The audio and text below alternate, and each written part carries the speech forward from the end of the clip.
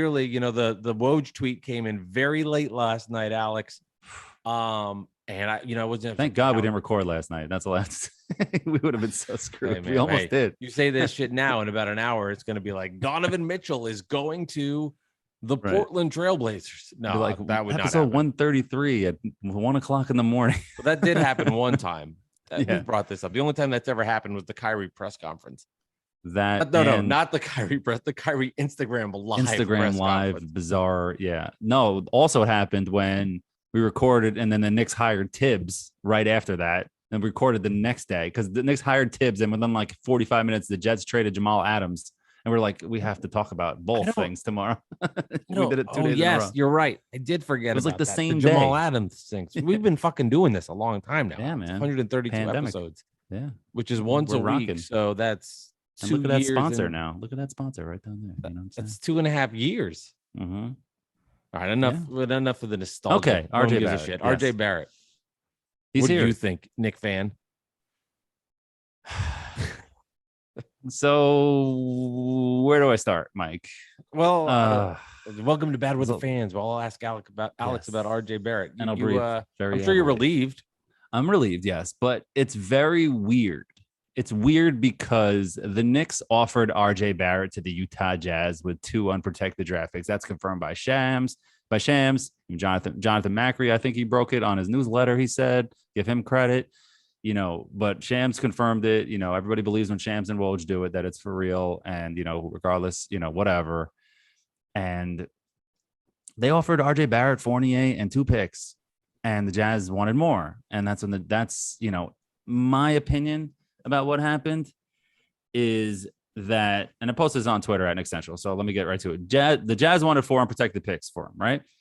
Knicks didn't want to trade that, so they offered RJ Barrett a deal for less picks. When Ainge and the Jazz got stingy with the RJ package, Rose gave them a deadline. And the deadline passed, and they extended RJ, taking him off the table for Utah because of some poison pill, whatever that means. I don't know what that means, but it makes it a lot harder. So, listen to a different podcast to hear that stuff. And that is weird, man, because all this time we thought RJ was their guy. And I know hypothetically, if that deal goes through, I'd be a little annoyed to start. But where does that put the Knicks if you have Donovan Mitchell and you're just basically replacing Donovan Mitchell with RJ Barrett? Where does that put the Knicks with less picks? You're nowhere. Where are you? The point is to pair the two. So what is going on? And it's very, very, very strange. And the Knicks need to make this trade for Donovan Mitchell just as bad as the Jazz need to trade Donovan Mitchell. There have been so many players available in this offseason, from DeJounte Murray to Malcolm Brogdon to even Rudy Gobert. I mean, the Knicks weren't going to get him, but there were so many good players available, and Donovan Mitchell, that the Knicks can't walk away from this offseason by punting on their lottery and ending up with Jalen Brunson and Isaiah Hartenstein and then not moving Julius Randle.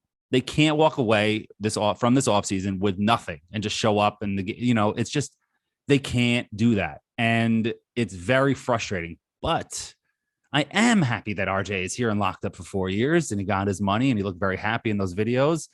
But I hope so. I know, right? Imagine here's $100 million. Ah, man, fuck this.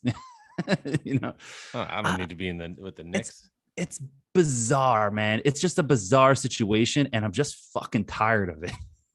Well, I thought it was odd because then they're negotiating the idea that we're okay with trading him. Yes. And then 2 seconds later being like, we'll lock you up long term. And maybe that's just something that's more usual business than we realize that goes on. But it's just odd to be like, all right, here's the deadline. I'll be okay with trading said player.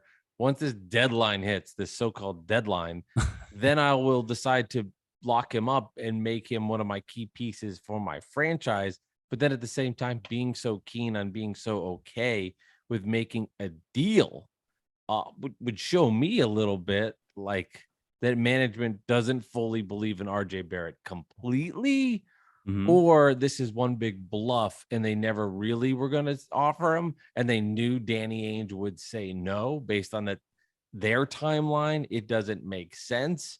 To me, it's one of those two. They're just bluffing and they knew Danny Ainge wouldn't want to do it.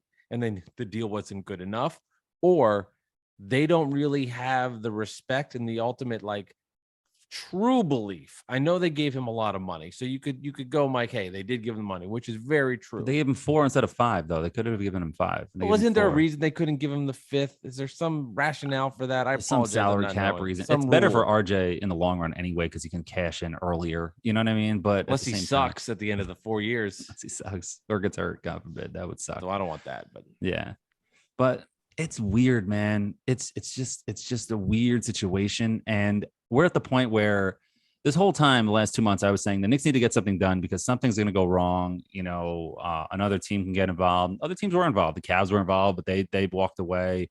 It's just weird because there literally is no other team now. It's just the Knicks and the Jazz, and both teams need to make the trade. You know, the Knicks want to give 2 unprotected. The Jazz want 4. How about we meet in the middle in 3? It sounds so simple. You know, it sounds so simple. It seems like the Jazz like Grimes because he's younger than in years in the NBA than Obi and quickly. But at the same time, man, just this could have been done a month and a half ago. It just feels that way. Like if the Knicks just offered the 4 unprotected picks I've been saying from the start, plus quickly and Grimes or any of the 2 of the 3, this probably was done. And I just don't understand what we're waiting for now. And now we're at this point where the Knicks have to get this done. The Jazz have to get this done. Both teams are panicking right now. There's no way that the Knicks are sitting there like, oh, well, whatever. We're in the driver's seat. We got all the leverage. What fucking leverage do you have? You're going to show up with a bad team next year, and you could have gotten 3 All-Stars, 4, 1 borderline All-Star and 2 other All-Stars, and it's just, and you show up with Jalen Brunson. I mean, he's a good player, but like, what the hell? What are we doing? Yeah. And you still have Julius Randle. Like, what's happening? Like, we wasted so much time. It is true that I don't think there's really any other partners right now for the trade. And it could be as simple as just 2 guys that are incredibly egotistical and prideful, maybe is the better word. Yep. Don't want to make a deal. And Danny Ainge is sitting there going, I don't really give a shit. I'm going to wait. And Leon Rose is on the same side of things, is saying, I know eventually you have to crack. You can't have him come back in. And we are just at a stalemate, waiting for this deal to happen. I do believe, and you said it last week when I gave you the tough question, that it does happen at some point. It just has to. It just has to happen at this point where Donovan Mitchell is on the Knicks and the Utah Jazz go on their rebuild merry way. And that's just the way things are going to be. But it's definitely in a weird way, like, it's lost a lot of its buzz. Now, don't get me wrong. I do think when Donovan Mitchell, and I do think he will be, is traded to the Knicks, it will be a big fucking deal for Knicks fans and there'll be an excitement. But the way this has been dragged out for so long, it just, and not that this matters, I guess, because ultimately it'll be about wins and losses and how everybody performs on the court. But it does feel as if, like, when the trade happens, that it will be kind of like all right, thank God. Like, not this like, oh my God, we got Donovan Mitchell. I don't think it'll have that kind of reaction. Yeah, it's going to be like, thank God it's over. Either way, at this point, and the unfortunate situation now with fans who have that reaction, which I do too now too. I just want it over with. I want Donovan Mitchell still a lot, of course, but, get the star, but at the same time, I'm so fucking tired of this, man. Sure. We've been doing this a while. Can this be over? It's been since, the Rudy Gobert trade happened, draft night, right? And then, July 1st, Woj puts out the tweet that they're going to retool around Donovan Mitchell and not trade him. Then all of a sudden the Knicks make all these moves on draft night. And now all of a sudden he's available. It's just, okay, well, obviously you made him available because you thought the Knicks would now pay up more. It's just exactly what Windhorst has been saying all summer. He's been nailing this, man, throughout the whole summer. And it's crazy that we're still here and he's not here. Our boy Buddha at Buddhalicious on Twitter, he literally, and he's been on this podcast before, he literally has been saying it's August 30th and he's still not a Knick every single day. It's August 27th. It's still not. I started tweeting it, but then I stopped because it was getting stupid. Every single day is August 30th right now. And he's still not a Knick. Every day that this goes by, it gets less and less likely that it's going to happen.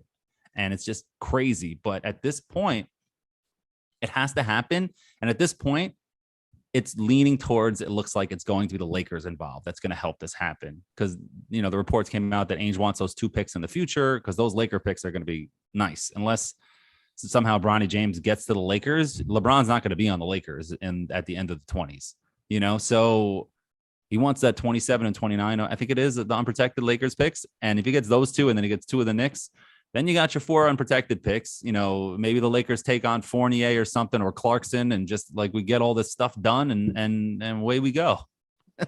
Eventually it will happen, Alex. And you'll get that feeling of relief. I mean, I didn't think the Kevin Durant news would ever come to an end, but eventually all this stuff just has to happen and has to have a conclusion. It's just, for you, obviously super duper painful of waiting. And you asked earlier in the pod, you said, what would the Knicks be if they traded Donovan Mitchell for RJ Barrett and they didn't make any other moves? I'll tell you what they would be. They'd be Bradley Beal and the Wizards. That's what they would be. Just a star with a bunch of other guys running around, and they're in the playoffs, but whatever. What are we? You and I have talked in long depth about RJ Barrett. I think at the very least he has to be on the roster because at least you can see what happens. Once he's gone, that's over. But you need to see if he has a running mate. And if you're a Knicks fan, fingers crossed that RJ Barrett turns into an all-star. But if he's gone and it's just Mitchell, then I know we had Richard Jefferson on. That's you got to make that trade. But I see the side of it of wanting to pair as much talent as you can. Do other guys come eventually? Sure, la-di-da-da. But, here we are into September coming up, and Donovan Mitchell still not on the New York Knicks. It eventually it has to happen eventually. At this point. There's just no way we could go into training camp and he goes back to Utah and he's just there. I mean, it would be a strange optic, and it would not be as juicy as the Kevin Durant, Kyrie Irving press conference that will happen. And then I'll have to say this, Leon Rose can't hide forever. If Donovan Mitchell isn't there and all those guys are put into media day, somebody's gonna have to say something, right? Gonna have no media at media day. It's gonna be all season ticket holders, and they're gonna interview the players at the press. Honestly, it's crazy, but this is starting to feel like that Harden trade, man. The Harden to the Sixers trade, where it was just painful, drawn out for months. I'm glad you brought that up. This is the biggest difference. And the I'm just talking vibes here. I'm talking vibes of no. But here's why it happened. There was a deadline. Okay, right. A real deadline, not the August 30th deadline, not the deadline that Knicks fans would celebrate. I was like, oh, good job, genius Leon move. Rose, putting a deadline down and put saying, your if foot it didn't down. Happen, here's something that there is no real deadline. Leon Rose could pick up the phone to Danny Ainge. It's not like this. Hi, this is Leon. Is Danny? Oh, fuck, I forgot the deadline passed. Damn it, we can't make the trade. Fuck. Hang up the phone. No, he picks up the phone and goes, hey, Danny, I got something for you. Let's make the deal. Because there is no deadline, we're going into this space-time continuum forever. The deadline is when camp starts, because then shit gets awkward. Right. With the Harden deal, there was a deadline, whatever it was, Thursday at 3 p.m. Eastern, where if they don't pick up the phone and make this trade, both teams are the Nets are stuck. So Sean Marks had a real deadline to work with, not the fake one that the Knicks made up. That's true. That's very true. It's just going to suck because at this point, if the trade happens, right? Well, let's talk in terms of it's going to happen, right? So the trade's going to happen. And let's say it includes the Lakers in it, right? And it's so hard to even do this because you don't know what's going to happen and who's being discussed. But let's say, but you got to assume everybody's on the table, because RJ Barrett was in the deal. So everybody's on the table on the Knicks. Let's just say you get Donovan Mitchell, you lose a couple guys, right? You are patching together a roster now, days before training camp, trying to sign players and bring them in. You're going to bring Jamal Crawford in or something. You're going to guys like that are going to show up. You know what I mean? Not him exactly. Yeah. Oh, fuck, man. No, thank you. That's another conversation. See, I love him as a net, but I see it's a totally different take him, please take him. I don't give a shit. But that's another conversation. So it's going to be some patchwork. Thank you for bringing up Melo first 2 years of Melo season where you made this crazy fucking trade you in the middle of the season and you had to waste a half a year, then you wasted another offseason trying to get players. You had whatever. It was just a big mess. And then when you finally put it together, it was too late because you already made so many mistakes. You know what I mean? You have to be ready when you make these trades. It's part of why I didn't want Durant 2 years ago after he tore his Achilles, because 3 years ago and tore his Achilles, because I knew you were going to waste the season and then things are going to get weird, So it's just, you have to get this, and everybody has to be on the same page. That first year has to be exciting, and you have to all be all in, and you have to have the team ready to rock. You can't patch it together at the last minute, especially with a coach like Tibbs, who just needs to mold his team and it's just like, he's like this weird control freak. What is going on, man? And that's what I'm saying. Like, it has to get done. It has to get done as soon as possible. Like this week, I can't believe things are going to start up again. I mean, we've done a lot of episodes here on Bad Weather Fan over the summer. And I will say, for most summers, there's like nothing to talk about.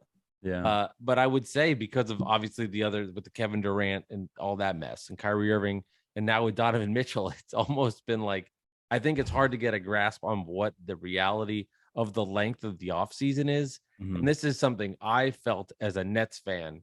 And now I'm finally feeling it for like a split second. When the Nets lost to the Celtics, embarrassing, swept 4-0, it was like, okay, this is over. I want to put this all behind me. I want to just have a couple months mentally off from the Nets. Of course, we'll do Bad Weather Fans. We'll talk all things content. I'm not saying we would take it off, but this idea of like being stressed out is maybe the better word about your team. Yeah. And then the Kevin Durant news dropped, and the whole season, off season, was almost more stressful than the season. It was. So there was never a point to just kind of be like, okay, it sucked, but we got Ben Simmons coming back. All right, I like the TJ Warren sign. Okay, Royce O'Neal's a good fit, and just like go in that direction.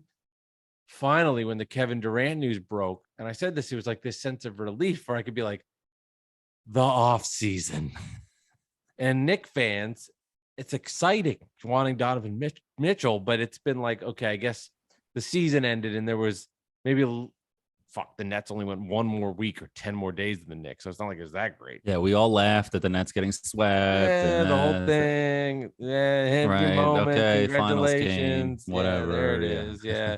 We run New York. Get me to the offseason, every Knicks fan. Let's go. Let's change it. Let's get some guys. There's 42 Net fans. We run New York. I went outside. I saw a Charles Oakley jersey. I've never seen a Net jersey. We run New York. Hey, did I mention we run New York? But for the Knicks fan, it's just been, now you're in this extension of like, it's the off season, but not really. It's more stress. You know what's funny? Let's say you went on vacation after the NBA finals and you went to like Tahiti or even like Fiji. Let's say Fiji, like because of the Truman Show, right? Let's say you went to Fiji, you had no cell phone, no internet, nothing. You came back at the end of the summer, and like September 1st, tomorrow, when you're listening to this or whenever it is, whenever September 1st is, right. 2 days, you're like, so what happened? Oh, well, Kyrie and Durant are here. That we signed Markieff Morris and we traded for Royce O'Neal. You're like, okay, so TJ Warren signed. Yeah, okay. The Knicks are like, oh, well, we got Jalen Brunson. Like, okay, cool. And that's it. Yeah. Well, Randall's back. Yeah. Okay. And nothing happened. Nothing happened. Nothing happened. So it just shows how you get sucked into this shit nowadays. And it just shows that there's also no secrets in the NBA. That's the other point I wanted to bring up. There's no secrets in the NBA anymore. In all sports in general, there's absolutely no secrets. You can't hide. The idea that you can raise value of a player by saying you want to trade a player or raise value by showcasing, quote unquote, a player in the NBA season is bullshit. This isn't 1997. This isn't even 2004. Oh, look at his stats. He averaged 17 points a game towards the end of the year. Yeah, okay. Well, we know what the drama was. We're on Twitter too. Like we know what's happening. It's just, it needs to end, and it needs to end now, because I can't take it anymore. Knicks fans can't take it anymore. Mike can't take it anymore. Nobody can take it anymore. We're just tired of this shit. It's just, we need something else to talk about, and it's cool. RJ got extended. We got a new point, but whatever. I like watching your stress a little bit. Thanks. With this. Thanks, Mike. Appreciate this that. doesn't, but yeah, I hear from your end. This has kind of been like a Seinfeld episode, just a lot of nothing, but they still filled 7 seasons and won a shit ton of Emmys, but like nothing ever happened.